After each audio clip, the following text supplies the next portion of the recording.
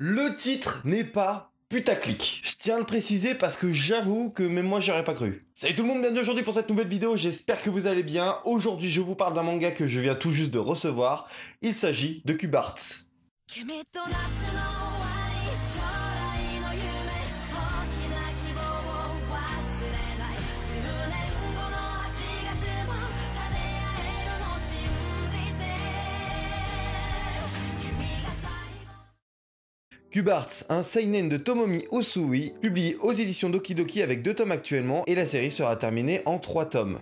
Élève de seconde, Takuto est convié à essayer Cube Arts, un nouveau jeu vidéo sandbox en 3D. La version bêta n'est visiblement ouverte qu'aux lycéens du pays. Grâce au casque de réalité virtuelle fourni, il parvient à s'immerger dans un monde entièrement composé d'une infinité de cubes. Un monde où l'on peut miner, bâtir, élever, forger, chasser et surtout se battre. Car tout n'est pas aussi fun que prévu.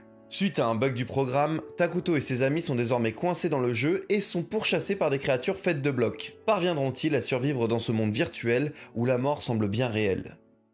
Comme je vous le dis, c'est pas putaclic, hein.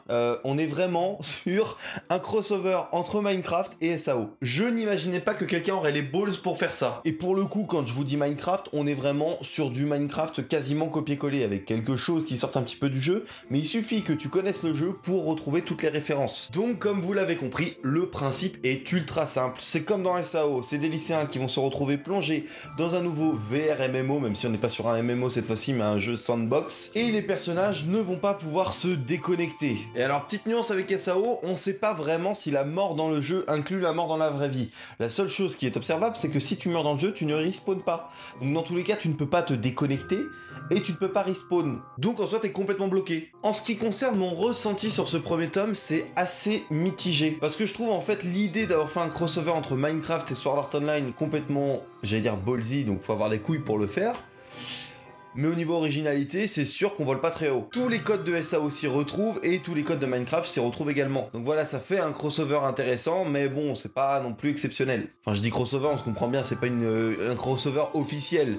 C'est juste quelqu'un qui a pris Minecraft parce qu'il l'aimait énormément, il aime bien le délire d'être bloqué dans un jeu peut-être, et puis il a mixé les deux, et voilà. Mais à côté de ça, j'ai passé un bon moment devant ce premier tome. Contrairement à SAO, quelque chose que j'ai beaucoup apprécié dans son originalité à Cube Arts, c'est le fait que contrairement à SAO, où l'on va avoir un monde, certes, avec quelques joueurs méchants, mais qui restent minoritaires, on est sur vraiment un MMO qui se vit et dans lequel ils vont jouer.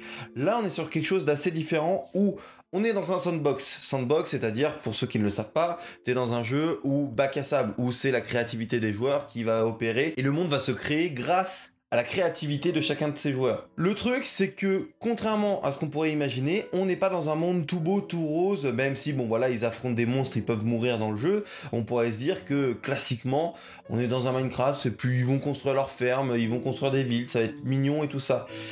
Et très vite, dans le premier tome, on comprend qu'on est effectivement sur un seinen et que c'est beaucoup plus glauque que ce qu'on va pouvoir imaginer. Des player killers, il y en a beaucoup qui n'hésitent pas à prendre d'autres joueurs en esclavage, prendre en esclavage des jeunes femmes, s'en servir comme appât contre des mobs pour pouvoir vaincre ensuite les mobs et récupérer leur loot. Bref, c'est un vrai délire, un vrai bordel et c'est plutôt sombre en réalité. Tu te rends compte très vite qu'en réalité, dans ce premier tome, on n'est pas du tout sur Minecraft ou SAO comme on pourrait l'entendre classiquement, c'est-à-dire que c'est basé sur ce concept-là, sauf que les joueurs qui s'y trouvent sont bien plus tarés que tous ceux que tu avais vus dans SAO. Et c'est quelque chose qui m'a mis, alors j'allais dire mal à l'aise, mais dans le bon sens du terme. Je veux dire que c'est censé nous montrer des atrocités, le fait que certains joueurs prennent les autres en esclavage et s'en servent comme esclaves sexuels, comme des appâts, comme tout ce que tu veux. C'est glauque, ça te met vachement mal à l'aise, mais c'est le but, c'est ce qui est recherché. Et j'ai trouvé donc que c'était réussi à ce niveau-là. En fait, c'est quelque chose que j'ai pas précisé au départ, mais je pense que vous l'avez compris au fur et à mesure de ces explications. Cube Arts n'est vraiment pas un manga qui s'adresse à tout public, et clairement, c'est pas parce que je vous ai dit que c'est un mix entre SAO et Minecraft que des enfants peuvent le lire, clairement pas. C'est un mix dans le concept, mais au niveau de l'histoire, c'est bien plus gore et bien plus sombre. Pourquoi gore? Comme je vous le disais, l'un de leurs potes s'est fait tuer au début, mais c'est vraiment une décapitation, et tu vois le corps qui tombe et tout ça. On n'est pas sur quelque chose de à la SAO où oh le corps il part en fumée, oh c'est beau. Non, c'est vraiment glauque. Donc en fait ce contraste est assez intéressant je trouve, le fait que il se retrouve dans un univers Minecraft où tout est à peu près mignon et où les mobs font pas très peur, sauf que la finalité est que tout est bien plus gore que ce qu'on imagine et bien plus trash. Bref, pas grand chose à dire de plus, puisque de toute manière, je n'ai lu que le tome 1 actuellement, le tome 2 est également disponible, je vous invite à découvrir la série si ça vous intéresse. En conclusion, bah écoutez, j'ai passé un bon moment, c'était clairement pas exceptionnel. J'ai trouvé le mélange des deux univers, comme je le disais, couillu d'avoir fait ça, et puis après de l'avoir adapté à une sauce beaucoup plus gore, beaucoup plus sombre, beaucoup plus trash dans certains points, que j'ai quand même apprécié, que ça m'a surpris. Enfin, j'ai quand même été agréablement surpris. Alors, c'est bizarre de dire ça dans ces circonstances, mais je m'attendais pas à voir ça. Donc c'était plutôt cool de pas avoir un jeu tout mignon, ils sont enfermés dans un Minecraft, mais bon, tout se passe bien. Non, c'est vraiment plus glauque que ça. Se servir d'un univers tout mignon, tout gentil, tout pimpant, pour au final faire des trucs très très sombres à cause des joueurs. Bref, c'était tout pour cette présentation, j'espère sincèrement qu'elle vous aura plu. N'hésitez pas à me donner votre avis en commentaire. Si vous connaissiez déjà la série, bien tout simplement à me donner également votre avis sur la série, si ça vaut le coup que je continue à m'y attarder.